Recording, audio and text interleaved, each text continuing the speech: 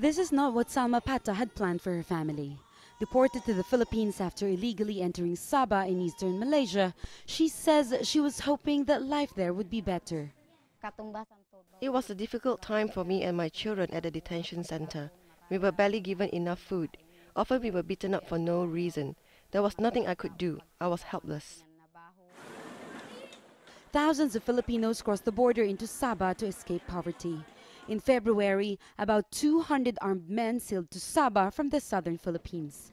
Calling themselves the Royal Sulu Army, they said they were reclaiming Sabah from Malaysia. An armed standoff ensued and more than 100 people were killed. And Malaysia began a renewed crackdown of deporting Filipinos living illegally in Sabah. Over 17,000 Filipinos have come home to the Philippines since the Sabah crisis began in February. Many of them with stories of human rights abuses allegedly committed by the Malaysian authorities. This has prompted the Philippine government to investigate. Al Jazeera has obtained a copy of the Philippine government report. It alleges that around 90% of those interviewed suffered or witnessed abuses committed by Malaysian forces in Sabah.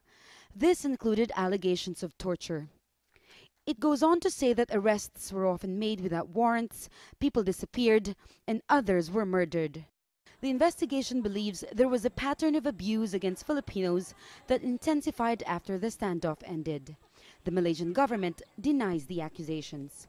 I do receive and I heard about that allegation, but up till now there were no proof so far. This is just a mere allegation. I put these issues to the Philippines president, who said he wants a further review in light of the questions raised. If I remember correctly, we have had already access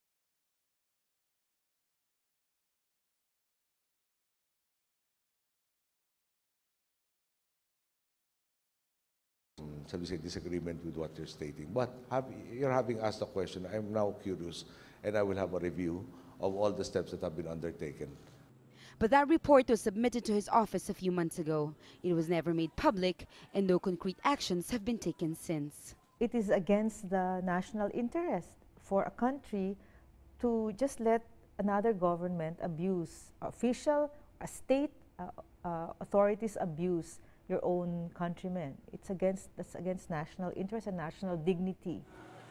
For Sabah, Sabah is now just a distant nightmare. She accepts that her and her family's future lies in the Philippines, even though it may be an uncertain one. Jamela, Alindogan, Al Jazeera, Tawi-Tawi, Southern Philippines.